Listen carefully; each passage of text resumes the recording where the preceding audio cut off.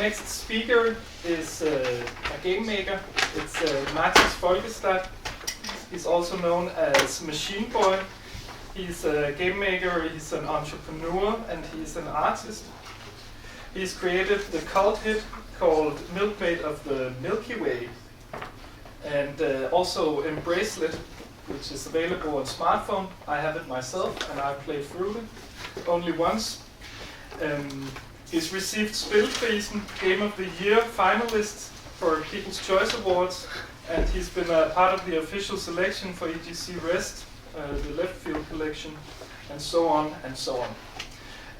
I've played through Embracelet, and I can deeply recommend the experience.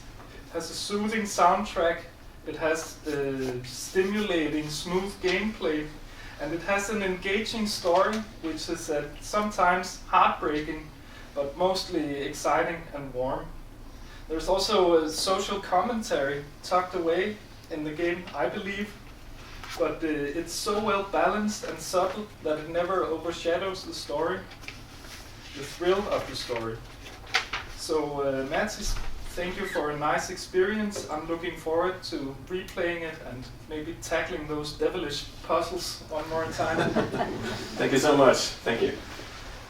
Very nice introduction. I'm gonna, I have my notes here and a clicker here, so I'll just hope that I can get both synchronized. Thank you so much, Nicholas and Monica, for inviting me to this seminar. Very happy to be here. I'm gonna talk about Embracelet, player choice, and trying to create an emotional connection to a virtual world, and sort of my process behind making a game. Because I'm a solo developer, I do it all myself. So I'm going to just give you a brief background, because it's kind of important to how Embracelet came to be. I grew up in the 80s, 90s in Hamarøy, a small place in the north, less than 2,000 people, a beautiful but very boring, soul-crushingly boring place full of restlessness, but also it created a surge of creative initiative, because there wasn't much to do in this small place. So we started rock bands every week, I felt. We bought mail order oil paints and started painting in our garage. We recorded improvised theater.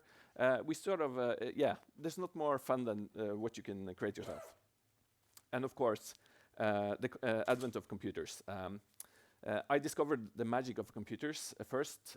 I grew up in the transition between 8-bit computers, the very crude, simple, limited computers, and to the transitions to the 16-bit computers. And I fell in love with the whole thing. The games, the worlds, and the graphics, and the music capabilities. I discovered programming, that I could actually control the machine and make it do something. That was a huge revelation for me. And I just explored this weird technology where you could create your own things. You could make music with really strange, very unsophisticated programs by today's standards. And this is my first computer that I really made something on. And the screenshot there is my first game that I made in high school, in the last grade of high school. It's called Madhouse. It's about the janitor who works at a madhouse that's threatened to be demolished. It's a really strange little game. Okay, so fast forward a few years. I started working at NRK as a developer, a Flash developer and designer. And in 2015, I started creating a game, a sort of a passion project called Milkmaid of the Milky Way, because I read about, I found out in Britain there was a book called The 100 Best Free Games for the Amiga, the computer we saw earlier. And there my first game was mentioned there. And I just realized, okay, I made something 15 years ago that's people remembered. I have to do this again.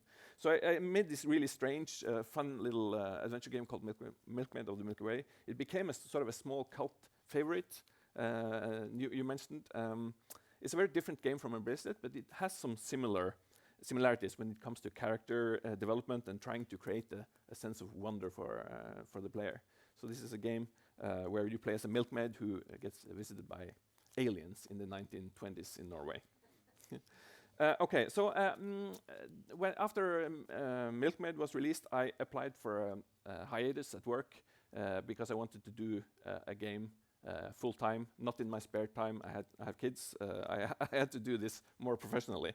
I wanted to make something more ambitious, and with Embracelet, I wanted to explore the feeling of going from a child to an adult.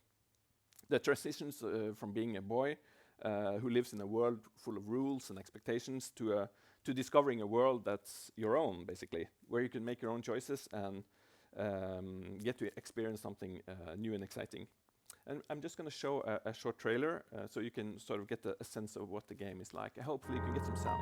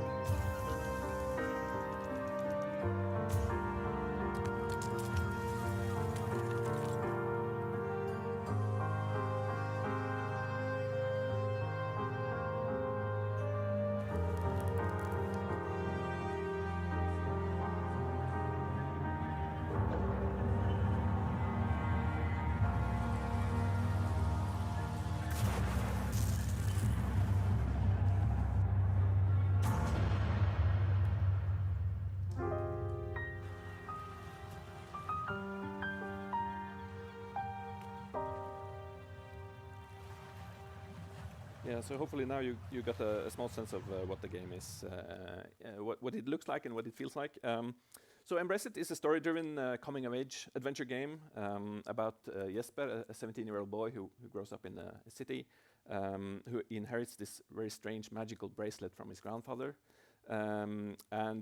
He is urged to visit his grandfather's birthplace up north to find out what's the story behind these strange powers that this bracelet has, and also try to figure out why his grandfather left this place when he was very, very young. So it's a short 4 to 6 hour game where I try to weave like some magical threads in with current political and sort of down-to-earth challenges, and try to give the player some sort of meaningful experience that hopefully lingers on after the game is done. So how do you go about creating a game about the emotions that you go through, the bittersweetness of growing up? And how do you tell a story and also let the player have room to play? Because this is a computer game, it's not just a movie. So game creation is a very complex matter. It's a mix of technical challenges, creative problem solving, and also artistic expression. And here you can see some prototyping, early stuff that I'm trying to figure out. How can I do this? How can I make this game, basically? How can I do this in a couple of years' time? I ended up creating this very economical, low poly style of the game. It's both an economical solution because it's meaning that it's very easy to make something fast, but also an aesthetic choice that I think works pretty well in a game where you have to sort of imagine what things really look like, and stylization sort of leaves more up to the player. You don't have this really high definition, completely realistic graphics that you have to sort of imagine what it actually looks like. So it sort of helps trigger the player's imagination. The game was written mostly like more like a movie, actually, with dialogue and scenes and yeah, like written like a movie. But you can see here that there are a few places where you can choose. You have some choices, basically. I give the player some agency. You choose who you want to spend time with on the island. Do you want to spend time with the boy there or the girl? And you depending on what choices you make, you get different branches of the story and a different ending based on how platonic you are, or if you're into a romantic relationship, you can also choose that. And I had to sort of keep track on the emotional investment of all the characters, which is a really strange thing to code, like giving values to how much do you really like this person. And a few choices are there to make the player think about themselves. What kind of person am I? Am I making choices for myself, or am I making choices on behalf of Jesper, the character? So here's a scene where they're going skinny dipping, and you decide not to because you don't want to. And you are basically holding the clothes while they get undressed, and you can decide, do you want to take a sneak peek? I actually closed the eyes for the player, so you have to choose. Do you want to take a sneak peek at the boy or the girl, or are you honest and keep your, or do you look away? And I think that's really interesting. I had a lot of fun creating this scenario, and I think there's some fun roleplay here. And sort of, yeah, it kind of challenges the player to think about, who am I really? What am I Jesper? What would he do? Or am I the player? Or yeah, it's just interesting. And there's never a right or wrong answer. The game starts with, here you can make choices, but none of them are wrong. None of them will lead to failure. You can't die. You can't respawn. Some choices are just there for fun. I don't know if anyone knows what computer game this line is. He's asked. Yeah, Monkey Island. And by making choices, the player is put into situations that hopefully are either relatable or interesting or both. And the game autosaves your progress during the game, so you can't go back and make another choice. You have to stick with your choices. So there's no, yeah, it's like real life. You have to, you stand by your choices, and they are meaningful, hopefully. I just also want to mention, Embracelet is set on this fictitious island that doesn't exist, of course, but it's based on these smaller remote communities along the coast of Norway, where they have lots of problems, basically.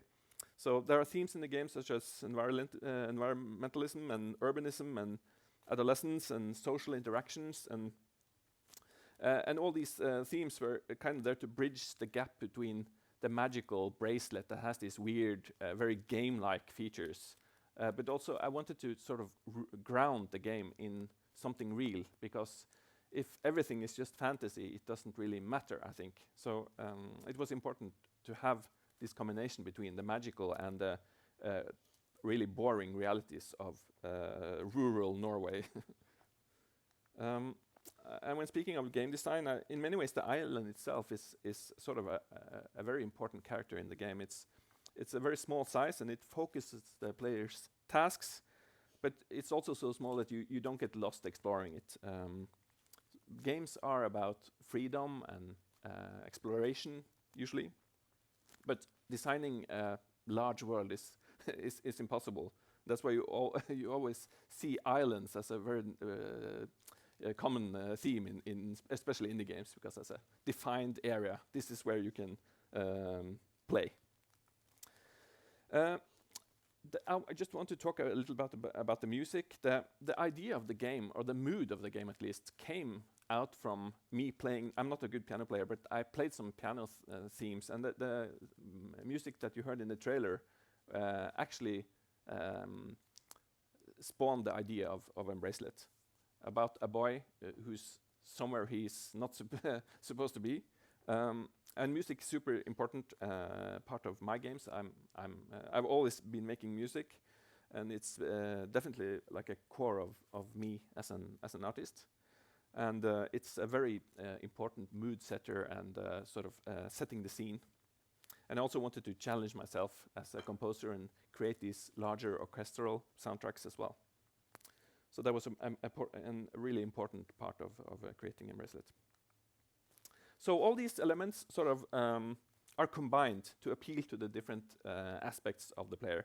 Like stylizations, it forces the player to imagine things that aren't really there. The music is there to strengthen the emotional connection and the emotional connections to this virtual world. And the choices you have are there for role-playing and bringing your personality into the game.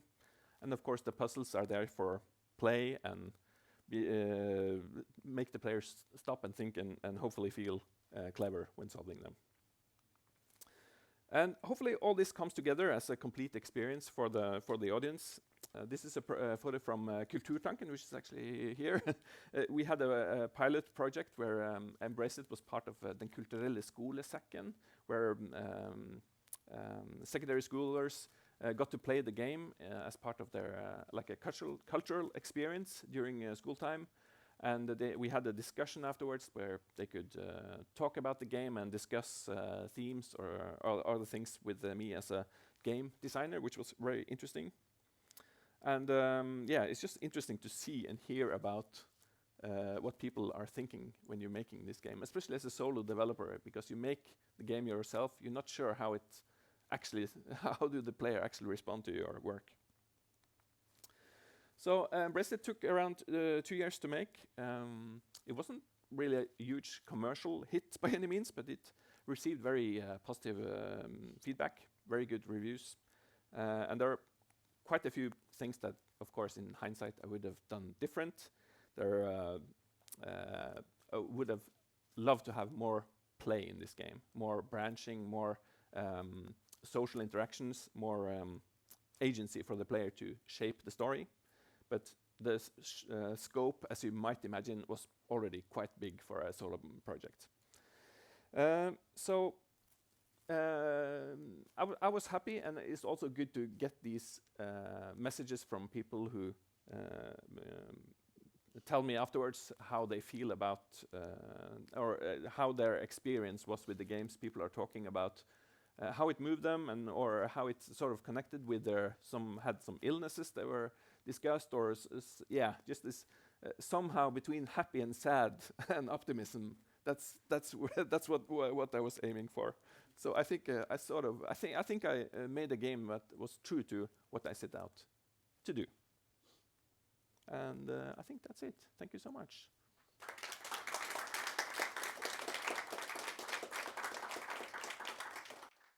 So wait a minute. You composed the soundtrack yourself? Yeah. Wow. Okay.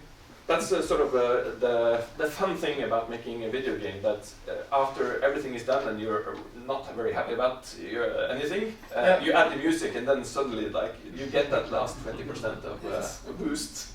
That's so crazy. Yeah. Okay, a comment and a question. My comment is that it says it's a coming-of-age story, but I think that's actually somehow limiting. I think it's more about the human condition. My question is in regards to like the tonality, the choices of words within each character. If you could elaborate a little bit about your process there, because it occurred to me when I had played it for maybe 4 hours or something like that, that I'd convinced myself that there were voice acting also. Okay. I had to go back and actually check, and then there was none. So how did you achieve that? Good question. Not much of this is sort of. I work on intuition, basically when I do writing. I'm not sure how, but it's sort of.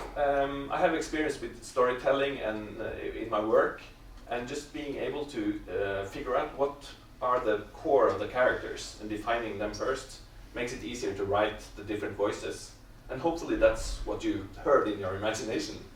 Yeah. Yeah, interesting.